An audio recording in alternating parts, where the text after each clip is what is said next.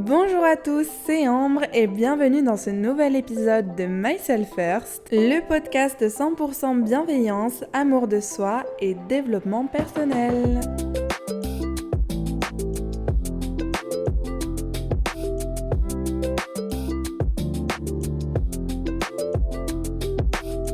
Aujourd'hui, on va parler du culte de la perfection. Est-ce que tu te considères comme quelqu'un de perfectionniste ? Est-ce que tu as besoin d'être le meilleur dans tous les domaines ? Est-ce que tu as du mal à accepter tes faiblesses ? Est-ce que tu es constamment à la recherche de validation extérieure ? Si oui, cet épisode, il est fait pour toi. Ensemble, on va essayer de déconstruire justement ce mythe autour de la perfection, comme quoi il faudrait être parfait pour être aimé ou socialement accepté. Parce que, spoiler alerte, la perfection, ça n'existe pas en fait. Voilà, tout simplement, tu ne seras jamais parfait. La quête de la perfection, en fait, elle tue à petit feu parce qu'elle donne la sensation de jamais être assez bien, de jamais en faire assez. Quand t'es perfectionniste, mais t'es jamais satisfait.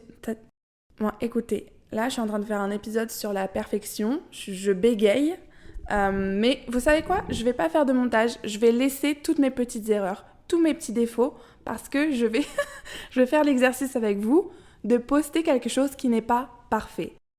Donc je disais, en fait, être perfectionniste, c'est épuisant parce que c'est comme si on voyait toujours le verre à moitié vide. En fait, on voit toujours ce qu'on n'a pas fait de bien, au lieu de se concentrer justement sur tout ce qu'on a réussi. Je me souviens, il y a quelques années, je passais le bac et j'avais mon grand oral. Donc c'était un projet de groupe et évidemment, j'ai fait 90% du travail parce que je voulais m'assurer que ça soit parfait selon ma vision. Et je m'étais mis tellement de pression que je suis ressortie de l'épreuve en larmes. Vraiment, j'ai appelé mon père. Pendant 1 heure, j'étais inconsolable. Parce que j'avais bégayé sur un mot, il y avait eu un petit couac technique, etc. Et du coup, pour moi, c'était nul en fait. On avait tout foiré parce que c'était pas parfait. Donc c'était nul. Tu vois, il n'y a pas d'entre-deux. C'est soit c'est parfait, soit c'est nul. Et vous savez quoi ? J'ai eu 20 sur 20 à ce grand oral. Voilà, j'ai eu 20 sur 20. Donc conclusion, personne ne sera jamais aussi exigeant envers vous que vous-même. Et dans cet épisode, on va essayer d'être moins exigeant envers nous-mêmes. Je veux vraiment que vous compreniez que personne n'attend rien de vous. Vous n'avez pas besoin d'être parfait pour être aimé. Il est temps d'arrêter de chercher la validation extérieure. Et la vraie conclusion de cet épisode sera de dire que la perfection n'existe pas.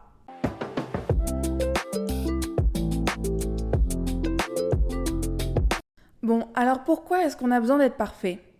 Le premier élément de réponse pour moi, c'est qu'il y a un gros manque d'amour envers soi qui se cache derrière ce besoin de perfection. En gros, je dois être parfait pour mériter d'être aimé, pour mériter d'être reconnu, d'être apprécié, etc. Je dois être parfait à l'intérieur comme à l'extérieur, parce que sans ça, je suis rien. Par exemple, moi j'essaye d'être parfaite physiquement parce que je me dis que sinon, je trouverai jamais de mec. Enfin, jamais le mec de mes rêves, vous voyez ?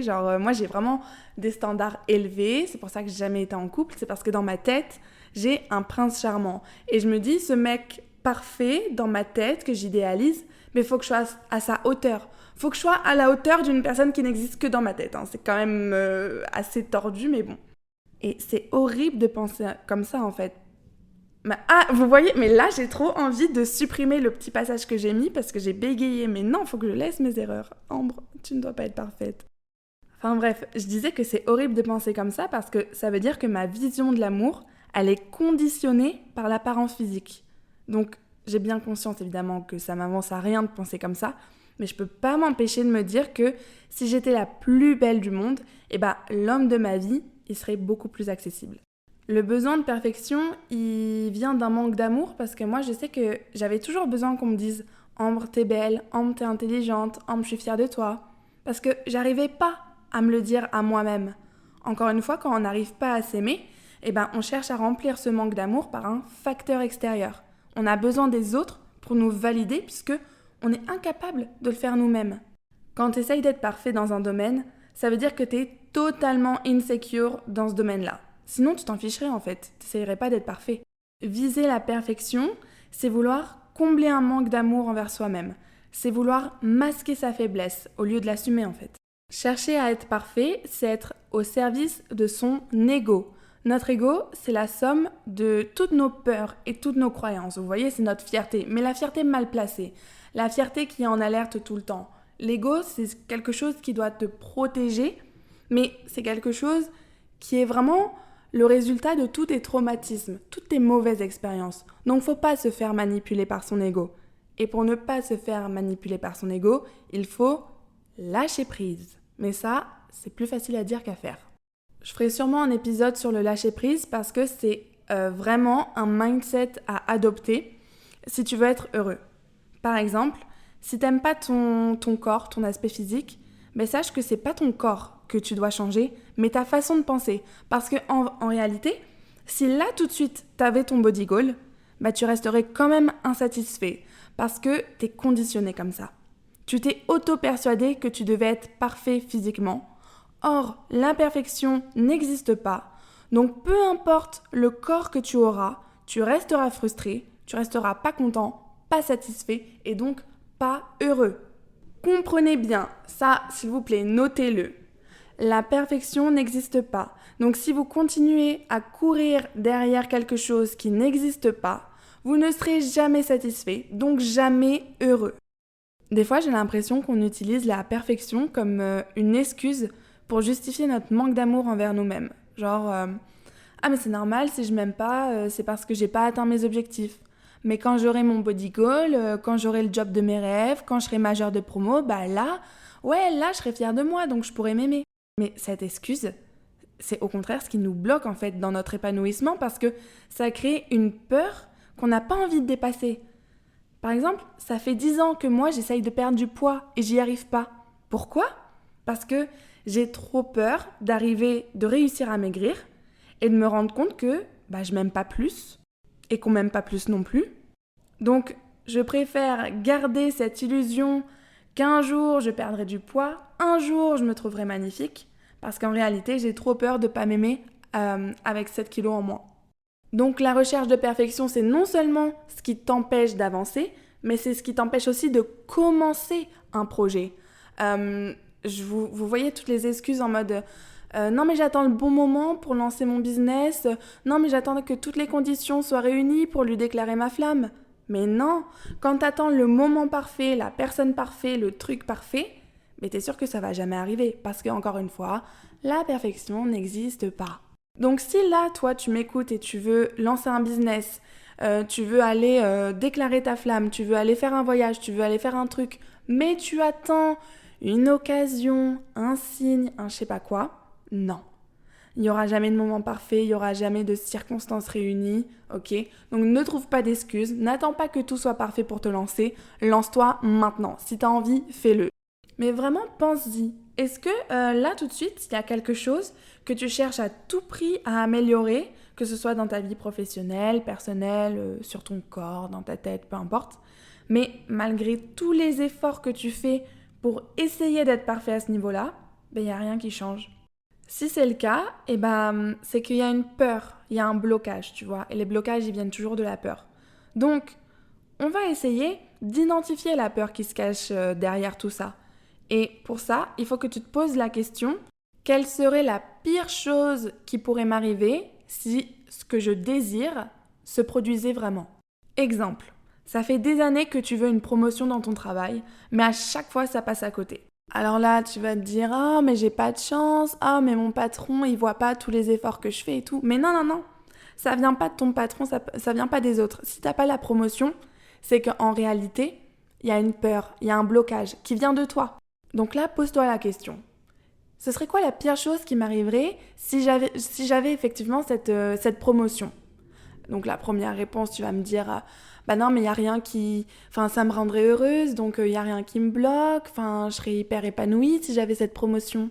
Ok, ça c'est ta première réponse, le contact du désir, etc. Maintenant, moi je veux que tu ailles plus loin. Je veux que tu réfléchisses à vraiment ta peur. Est-ce que tu as peur d'avoir cette promotion parce que tu as peur de ne pas être à la hauteur ? Tu as peur de faire trop d'heures de travail ? Tu as peur que tes collègues te jalousent ? Tu as peur d'avoir trop de responsabilités ?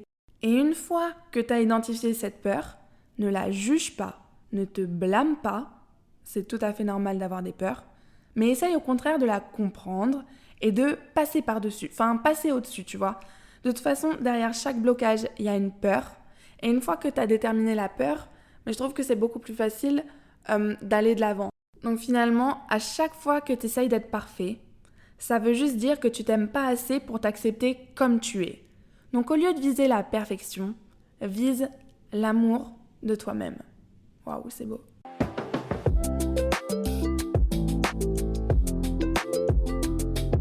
Vouloir être parfait, c'est vouloir contrôler.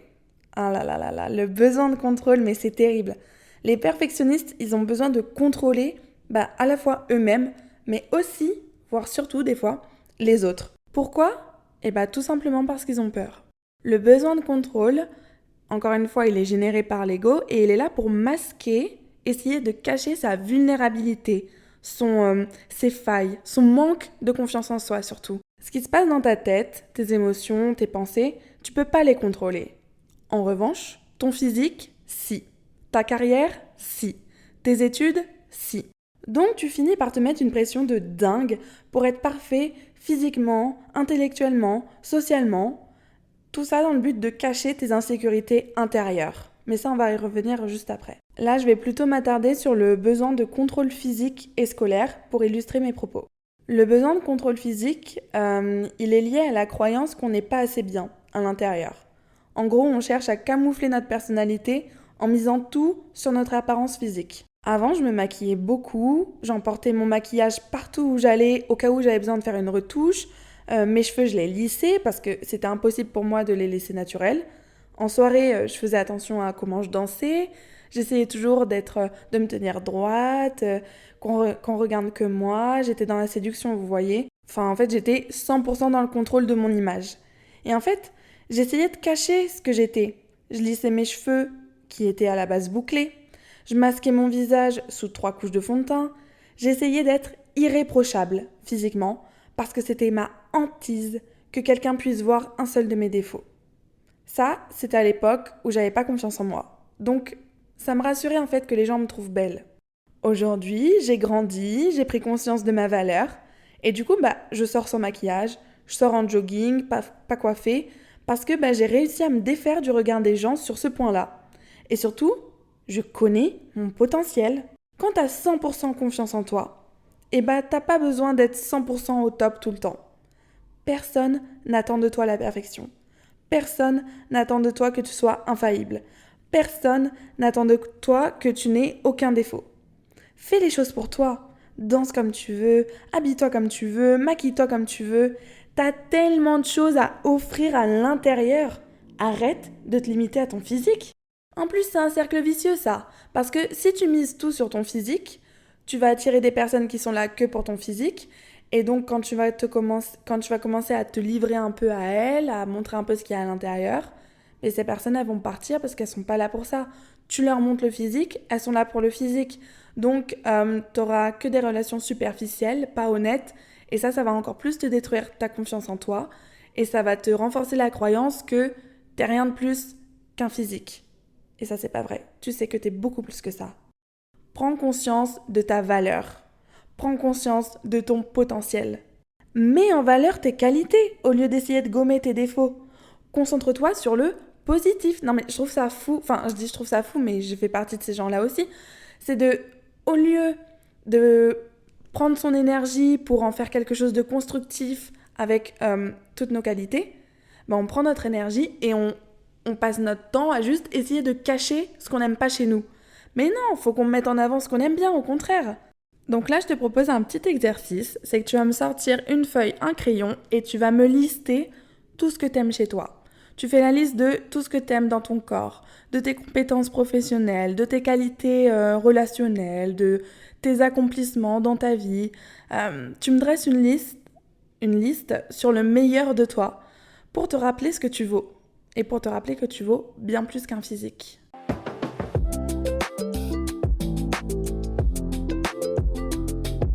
Un autre type de besoin de contrôle qui est aussi lié au besoin de perfection, c'est le fait de vouloir exceller à l'école.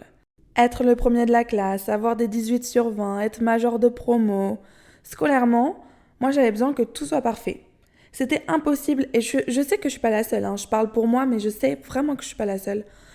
Pour moi, c'était impossible de déléguer pendant les travaux de groupe, parce qu'il fallait que ce soit moi qui fasse pour être sûr que tout soit parfait. Mais parfait selon moi, selon mes critères, selon mes attentes, hein. Donc, vous voyez, il y a un côté quand même assez prétentieux, assez égoïste dans le besoin de contrôle. Parce que d'où je me permets de dire que mon travail est supérieur à celui des autres. Et puis, si je laisse pas ceux qui m'entourent partager leurs idées, comment je peux apprendre? Comment je peux évoluer? Si vous êtes comme ça aussi, franchement, vous savez à quel point c'est dur de déléguer et on se retrouve dans les travaux de groupe à tout faire parce que on a peur que les autres y fassent mal ou pas assez bien. Et du coup, ça nous fait une charge mentale et on a l'impression que les autres, ils s'en foutent du travail alors que c'est juste nous qui ne laissons pas les autres travailler. Mais en fait, quand vous vous mettez en recul, quand vous arrêtez de prendre le lead, il y a toujours quelqu'un d'autre qui va le faire. Et ça fait une coopération et ça fait une charge mentale en moins. Donc si vous avez du mal à déléguer, je vous invite au prochain travail de groupe, vous laissez les autres faire. Vous faites votre partie du travail, mais vous ne repassez pas derrière les autres. Moi, je faisais ça, mais c'était terrible, hein. Quand quelqu'un faisait un travail avec moi, non seulement je faisais 80% du travail, mais en plus, je repassais derrière mes camarades. Genre leur travail, je le jugeais, je le notais, je le corrigeais. Voilà. Le besoin d'être le premier de la classe, il est généralement lié au fait qu'on veut rendre ses parents fiers. Moi, mon père, il me dit pas je t'aime, il me dit je suis fier de toi. Et pour qu'il soit fier de moi, il faut que j'ai des bonnes notes, il faut que je fasse de bonnes études. Donc si toi aussi tu vises l'élitisme scolaire, essaye de voir si tu le fais pour toi ou pour épater ta famille. Bref, tout ça pour dire que vouloir être parfait, c'est vouloir contrôler, et vouloir contrôler, c'est vouloir masquer une peur. Donc je te propose là maintenant de penser à un domaine dans lequel tu vises la perfection et identifie la peur qui se cache derrière. Par exemple, tu veux une carrière exemplaire, tu consacres tout ton temps et toute ton énergie au travail. T'es jamais satisfait de toi, t'en veux toujours plus, enfin bref, t'as compris. Pose-toi la question, de quoi t'as peur? Qu'est-ce qui se cache derrière ce besoin d'excellence professionnelle? Est-ce que t'as peur d'être au chômage? Est-ce que t'as peur de décevoir ton entourage? Est-ce que t'as peur de pas assez gagner d'argent? Quelle serait la pire chose qui se passerait si tu rendais un dossier qui n'était pas parfait? Qu'est-ce qui se passerait si tu n'avais pas un job que tu considères comme parfait? Pose-toi toutes ces questions, identifie tes peurs et lâche prise. Parce que lâcher la quête de la perfection, c'est apprendre à lâcher prise au lieu de s'accrocher, vous voyez, de s'agripper. C'est apprendre à recevoir au lieu de tout donner à fond. C'est savoir déléguer au lieu de tout prendre sur ses épaules. Et waouh! Mais quel soulagement! La charge mentale en moins, ça y est, on respire, ça y est, on vit, ça y est, on arrête de se mettre la pression pour rien. Incroyable, je vous le conseille.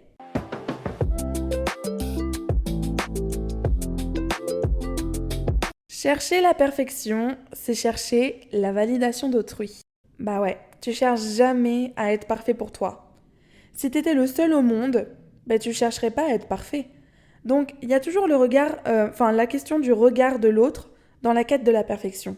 Je vous ai dit que j'ai toujours excellé à l'école, et ça c'est parce que je cherchais désespérément la validation de mon père. Donc vous voyez, à chaque fois que vous voulez ah mais je bégaye trop là.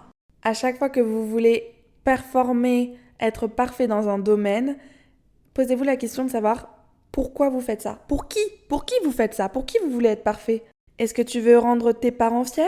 Est-ce que tu veux impressionner ton mec ou ta meuf? Est-ce que tu cherches la validation de ton boss? Pose-toi les bonnes questions.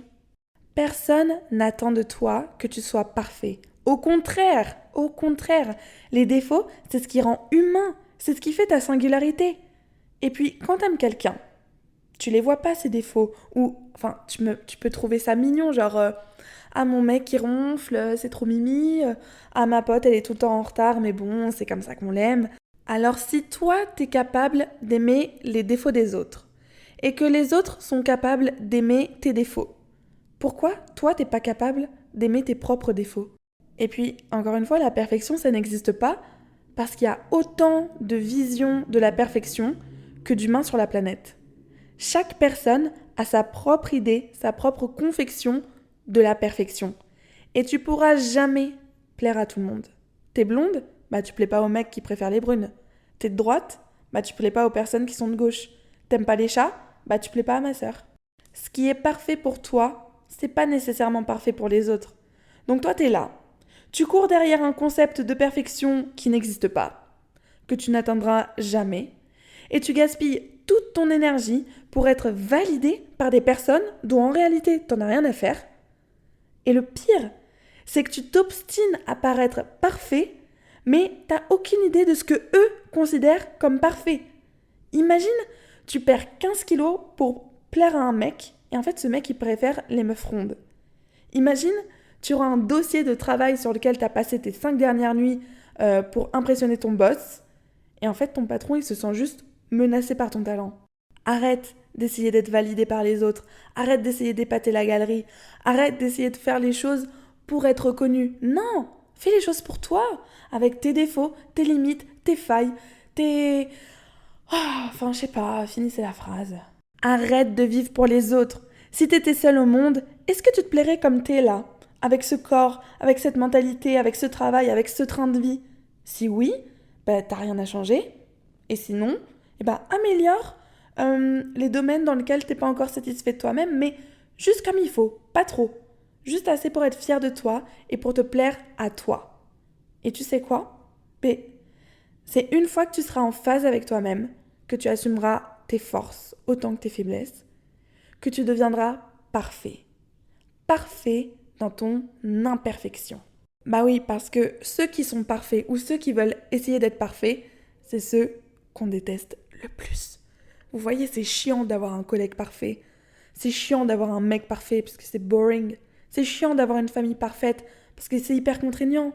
Donc vas-y, allez, montre tes défauts. Montre tes failles, montre ta vulnérabilité. C'est ça qui te rend attachant. Moi, quand je fais la meuf forte, on dirait un mur, on dirait un bloc de glace, personne n'a envie de m'approcher. Mais quand je pleure, quand je suis émotive, quand je dis ce que j'ai sur le cœur, les gens ils voient que je suis humaine. Et ils adorent ça. Et c'est comme ça que je crée des vraies relations authentiques. Le seul moment où tu es parfait, c'est quand tu es toi-même. Je vous jure que les gens qui sont totalement conscients de leurs qualités et de leurs défauts, et qui assument leurs forces et leurs faiblesses, ils sont magnétiques. Vous voyez ce que je veux dire? Genre, ils sont parfaits parce qu'ils acceptent leur imperfection. Et c'est ça le secret. Ils cherchent pas à épater les autres, ils cherchent pas à être infaillibles. Non, ils sont ce qu'ils sont, et c'est soit tu aimes, soit tu dégages.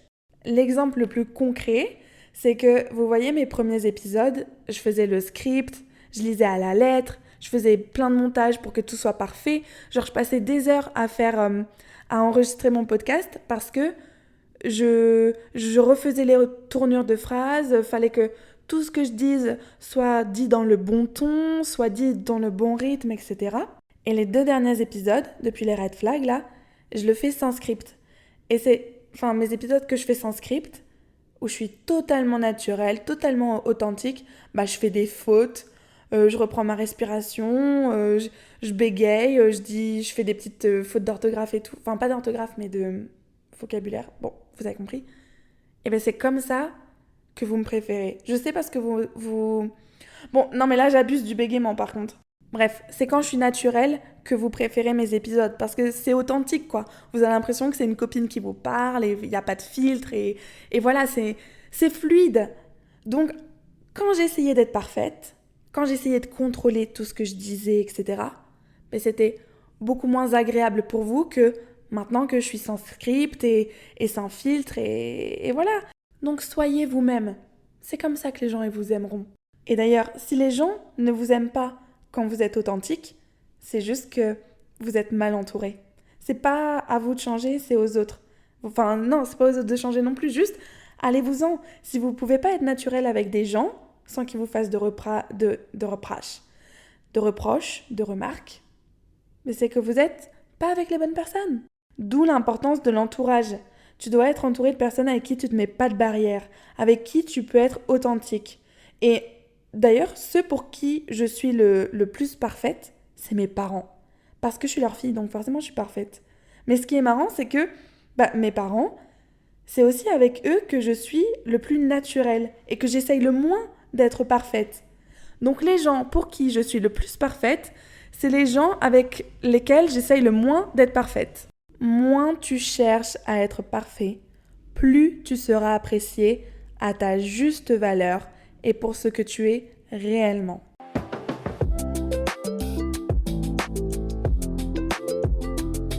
Bon, tout ce petit discours, c'est bien sympa, mais vous allez me dire, Ambre, comment on arrête de viser la perfection ? Et là, je vais vous dire, 3e accord Toltec. Le 3e accord Toltec, attendez, faut que je vous présente les accords Toltec, parce que là, je parle comme si vous aviez tous lu ce livre. D'ailleurs, vous devriez tous lire ce livre. Les accords Toltec, c'est un petit livre qui a été écrit par Miguel Ruiz, et dans lequel il donne 4 accords, 4 conditions, pour vivre en harmonie et trouver la paix intérieure, l'amour de soi. En fait, c'est un code de conduite et c'est des phrases qu'on peut se répéter tous les jours pour... franchement, ça change la vie. Je vous conseille vraiment ce livre. Je ferai sûrement un épisode d'ailleurs là-dessus. Mais donc le premier accord, c'est que votre parole soit impeccable. Donc il faut faire attention à ce qu'on dit. Le deuxième accord, c'est que quoi qu'il arrive, n'en faites pas une affaire personnelle. Ça, c'est plutôt sur le fait de ne pas prendre les choses à cœur. Le troisième accord, c'est ne faites pas de suppositions. Il faut arrêter de croire que vous savez tout ce que les gens pensent. Et le quatrième accord, c'est faites toujours de votre mieux. Ah, en fait, je pensais que c'était le troisième accord. Bon. Donc nous, l'accord qui nous intéresse, là, c'est le quatrième. Faites toujours de votre mieux. Vous n'avez pas besoin d'être parfait. Vous n'avez pas besoin de viser l'excellence. La seule chose à faire, c'est de faire de son mieux. Au lieu de se dévaloriser en se disant qu'on n'en a pas fait assez, on va prendre le problème à l'envers. Et on va se dire, comment je peux faire mieux ? Comment je peux m'améliorer ? Comment je peux devenir une meilleure version de moi-même ? L'important, c'est pas d'être parfait, c'est juste de faire de son mieux pour se rendre fier.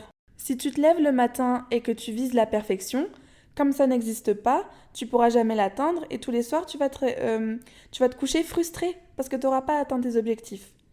En revanche, si demain tu te réveilles et tu te dis « je vais faire de mon mieux », et là, tu seras fier de toi. Et tu seras content parce que ça, c'est quelque chose de possible. Et il n'y a que toi qui peux décider ce que c'est ton mieux. Si tu vas à la salle de sport et que tu te dis que tu vas courir un semi-marathon pour la première fois, c'est un objectif que tu es à peu près sûr de ne pas atteindre. En revanche, si tu vas à la salle de sport et que tu te dis « je vais faire de mon mieux », mais peut-être que ton mieux, ce sera 15 squats, et ce sera très bien comme ça. Et ton mieux de demain, ce sera 16 squats. Et après-demain, 17 squats. Et le surlendemain, tu seras fatigué ou tu seras malade.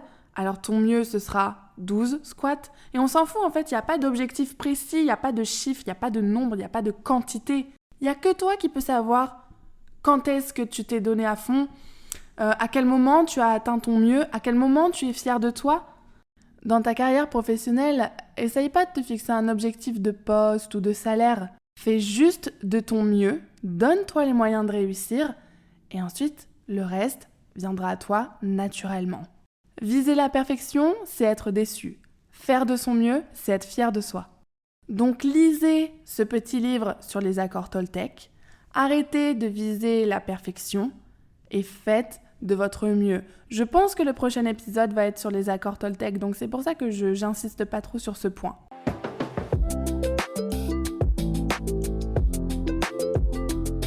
Pour conclure, je me répète, mais la perfection, ça n'existe pas.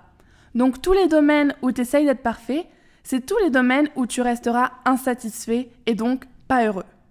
T'as qu'une seule chose à faire, c'est lâcher prise, c'est faire de ton mieux et regarder réellement où t'en es dans ta vie.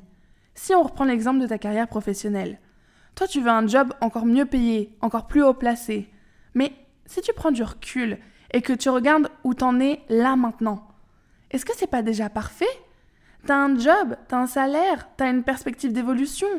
Est-ce que tu te souviens il y a 5 ans quand tu rêvais d'être là où t'es aujourd'hui ? Profite, sois fier de toi. Il n'y a que du mieux qui t'attend. Mais vise le bonheur au lieu de viser la perfection. Et tu verras que tout se passera bien. Je pense que je vais refaire un épisode sur le fait d'être trop exigeant envers soi-même Mais là, je voulais vraiment m'attarder sur le besoin de perfection pour combler un manque, pour cacher ses insécurités et pour être validée par les autres. Je suis contente parce que je pensais que cet épisode allait durer beaucoup plus longtemps, mais finalement, je m'en sors pas mal. Alors, je vous fais un petit retour sur cet exercice de laisser mes moments de bégaiement. Je vais pas vous cacher qu'il y a quand même des parties que j'ai coupées parce que des fois, je parle trop, vous voyez, Bon, voilà, donc je fais quand même un peu de montage. Mais en réécoutant cet épisode, je trouve que c'est pas si choquant les moments où je fais des fautes, les moments où je bégaye, etc. Parce que finalement, dans la vraie vie, je parle comme ça. Enfin, dans la vraie vie, voilà, je suis pas parfaite dans mon élocution. Et donc, vous voyez, cet exercice, je l'ai fait, je l'ai réussi. Alors maintenant, j'espère que tous les exercices que je vous ai conseillés dans cet épisode, vous allez les mettre en pratique parce que je pense que si vous êtes perfectionniste, ça peut vraiment vous aider et vous faire du bien. J'espère que cet épisode vous aura plu. N'hésitez pas à venir sur Instagram pour me faire vos retours, @myselffirstpodcast. Et moi, je vous retrouve dans 15 jours, donc stay tuned et à bientôt. Bisous!